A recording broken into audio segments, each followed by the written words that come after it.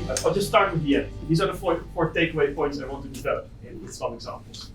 So you know what you're getting in my talk. So first of all, what I want to start with is the AI is an ideology, not a technology, which is actually an argument brought forward by Jeremy Lanier, who saw yesterday in Wired magazine a short while ago.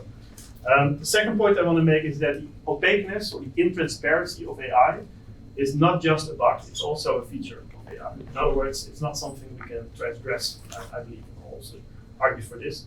The third point is maybe the most complex of the four, at least the most complex to read this sentence. Machine learning, so not AI, machine learning replaces the upper bound of complexity of systems that we can design to systems that can be designed, where feature selection is offloaded from the limited capacity of biological minds, our minds, into scalable neural networks that are limited by compute and data. And I'll also expand and develop this argument further in my talk. And then finally, onto the title of the talk, Purposeful AI, which is a research agenda that we are jointly developing. So although we are able to offload action selection, decision making, planning, prediction, etc., guided by goals, machine learning is currently unsuccessful in modeling how these goals themselves emerge. So now you know what we'll be talking about. Let me first develop the first point. Maybe some of you recognize this robot. I don't know if, yeah, I see a lot of people nodding. Huh? So this is the Mechanical Turk, a robot developed around 1700s. It was very famous at the time, traveled all around the world. It played chess against Benjamin Franklin. I played chess against European Kaisers and other kings. It also played chess against Napoleon Bonaparte, famously. And Napoleon was a very inventive man. So rather than just playing a normal game of chess, what he did is he played an illegal move. I'm not sure, he might have put the pawn in a wrong position. That's not allowed by the game. And the way the robot responded amused a lot of people who were present at this match. So the robot put the pawn back on its original piece. So Napoleon, of course, he was amused. So what he did, he made the same illegal move once more. And then what the robot did, he picked up the piece and put it aside the board, as though he was out of the game. And Napoleon then did it a third time. So again, the same move. And then Napoleon, with the robot, with one fell swoop with his arm, moved all the chess pieces off the board, thereby ending the game. Of course, everybody was greatly amused by this. Now, I think what's interesting about this anecdote, a couple of things are interesting. One thing that's interesting about this anecdote is that it tells us something about the robot. It tells us something at face value about its behavior. It tells us something about what's going on inside the robot. So first of all, there seems to be some sense of creativity because the same action yields a different response. There also seems to be something about internal emotional states or mental states that the robot seems to possess. I mean, it feels very alive, this kind of behavior, different from what we know with our current day computers. Well, of course, as I guess many or most of you know, that the robot was alive. There was this little space where a very small, very good chess player was able to hide, and then with magnets and strings was able to manipulate the robot. And apparently, at some point, this person left his job because he didn't get any credit, of course, because he had to be a secret. And he had a very hard time replacing him, finding someone else who's good at chess and also fit in this cupboard.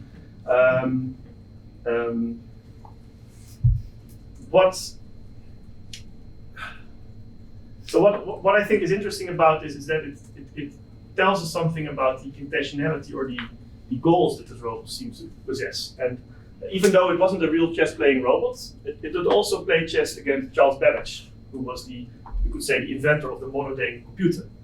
And I'm not sure about this anecdote, I don't know if it's true, but in my mind, Babbage played against so he did play against the robot. He lost in 18 moves. And in my mind, then Babbage started thinking, well, what kind of computer could this be? How does this robot work? And maybe this inspired him to come up with the computer as we see this today. I mean, this is a replica just like the previous picture. But this computer was able to do computational logarithms. But eventually, of course, as we all know, fast forward 100 years or 150, and we see the computer originally invented by Charles Babbage actually winning at chess against Garry Kasparov, a world champion in 1997. So this sort of completes the circle of imagination and then invention and then finally we have this. So you might say AI is solved now, right? The original problem, chess playing, has been solved.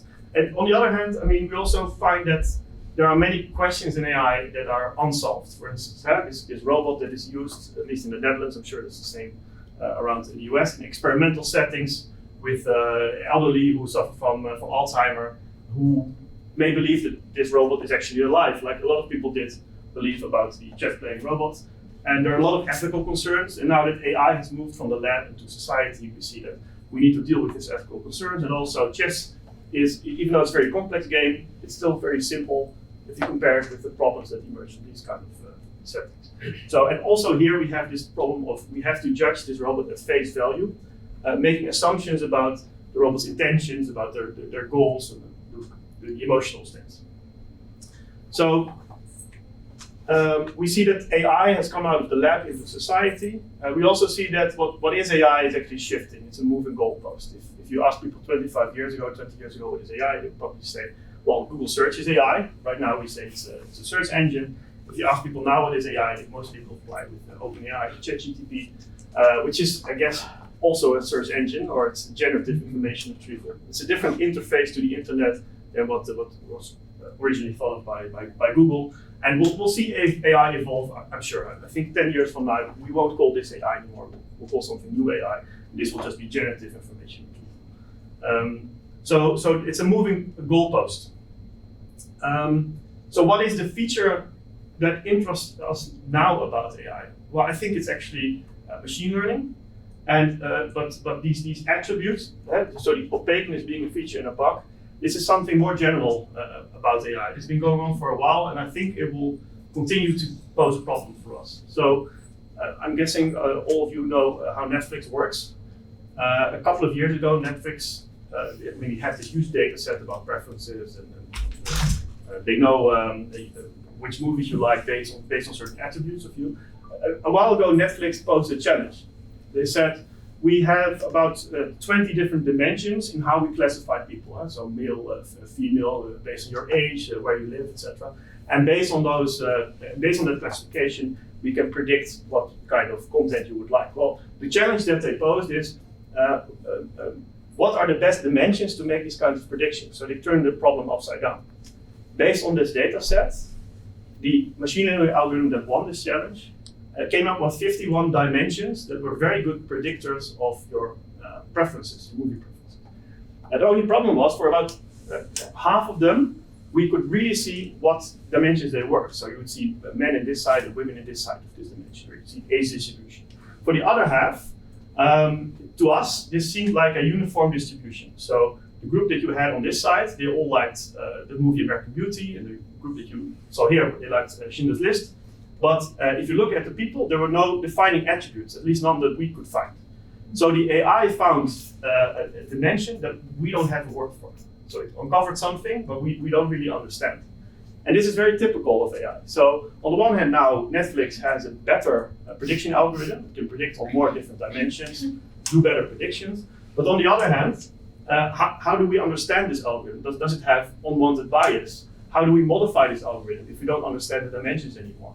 So I think this is a very typical example of what we see everywhere in AI. It's a black box, and it should be, because it's more complicated than what we can imagine. But because it's a black box, it's very difficult to explain what's happening. It's also very difficult to make changes into the AI.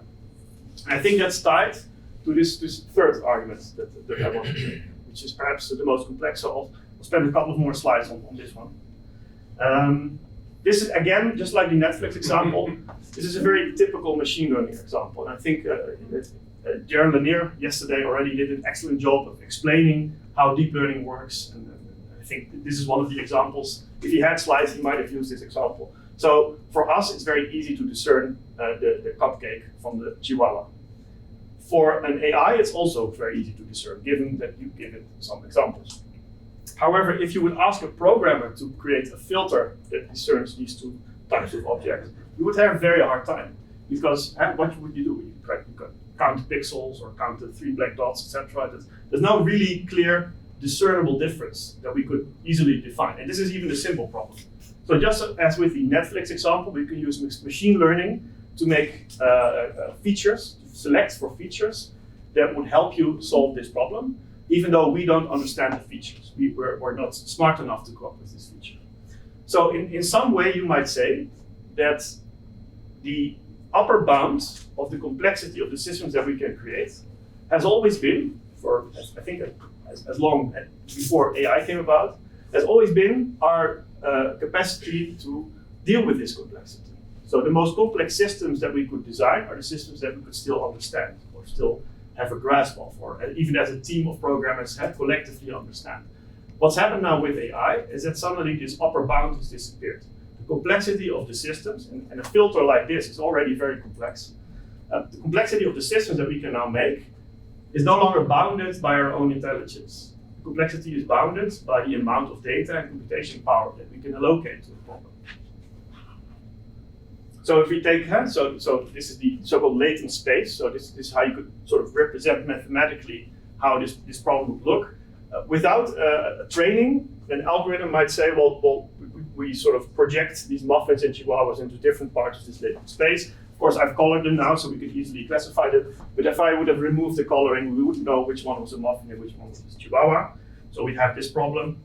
However, if I have a trained algorithm, then the algorithm knows how to project these different classes into latent space. You could see different groups, and then it means if we see a new example appear, then it's a very high likelihood that it's a muffin. We're not sure yet, but it's very likely because it's closer to the muffins than the other ones that we saw. And now this is the story of how AI developed in recent time, I would say. If I had to show one graph, it's probably this. So the story of AI is a story about large models.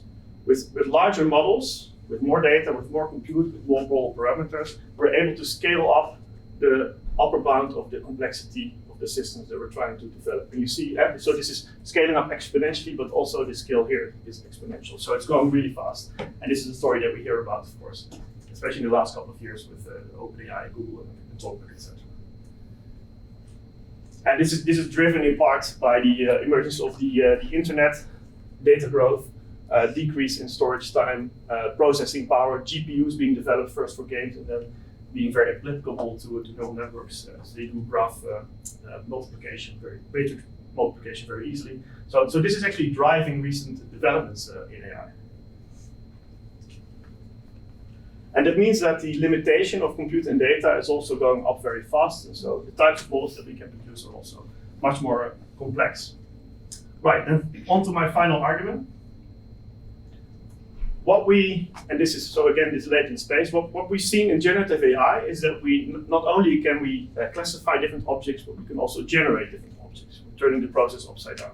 So rather than saying, what is this? We can say, give me an example of an avocado or a muffin or a chihuahua, or give me an example of a chair. And because this is a mathematical object, this is a vector in this latent space, we can also do averaging. So we can say, give me the average of a chair and an avocado. And then we get an infinite scroll from this. This is an example from 2 years ago. I think this is the argument that Jörn Lanier yesterday also was making. So what we can do is averaging. And as long as we sort of build up these towers, then the AI can sort of average in between. But the AI can't really produce new towers or build them up higher itself. It doesn't have that kind of creativity.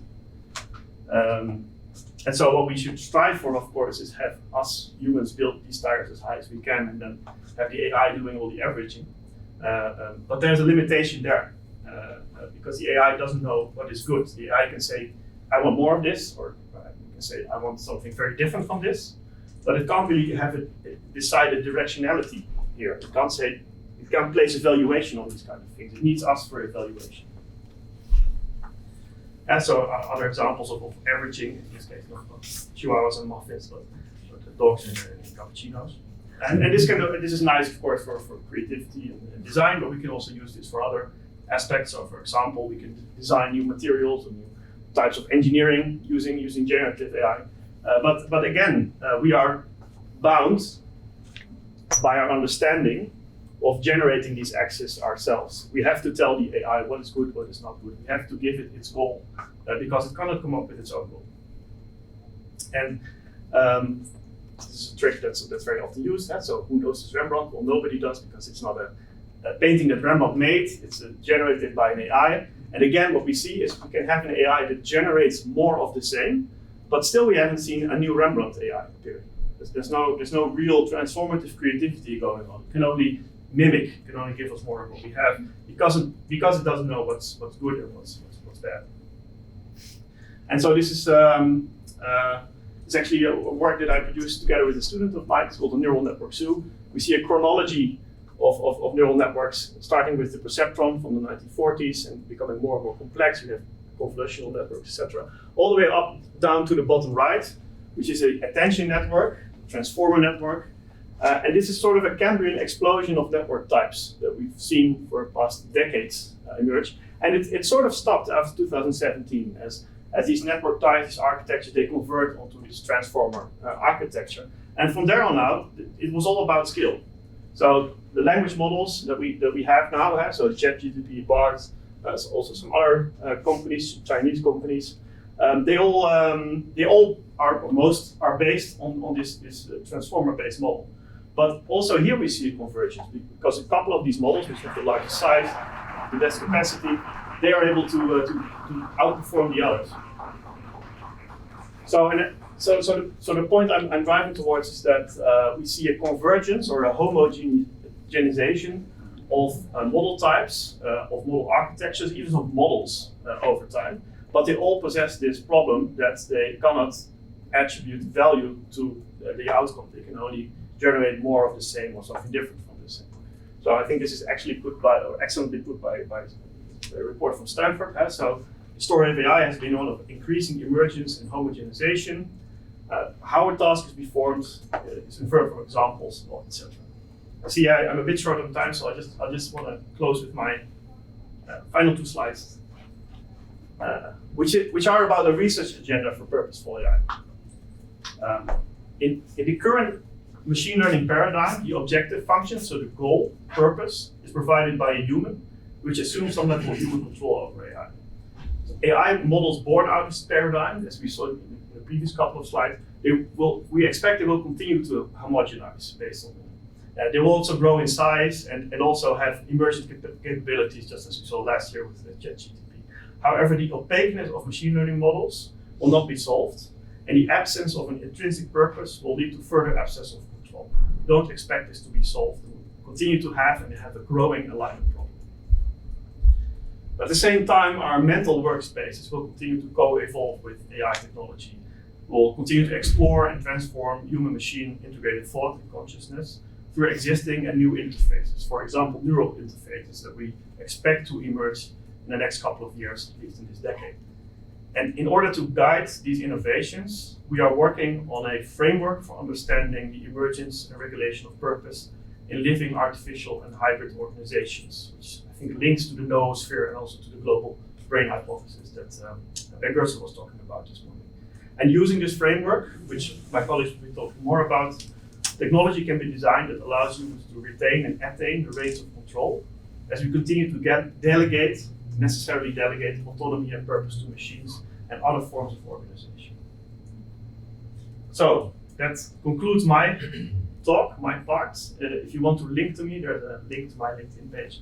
I'm happy to continue the conversation now or this afternoon or at a later stage if you're interested in talking more about this.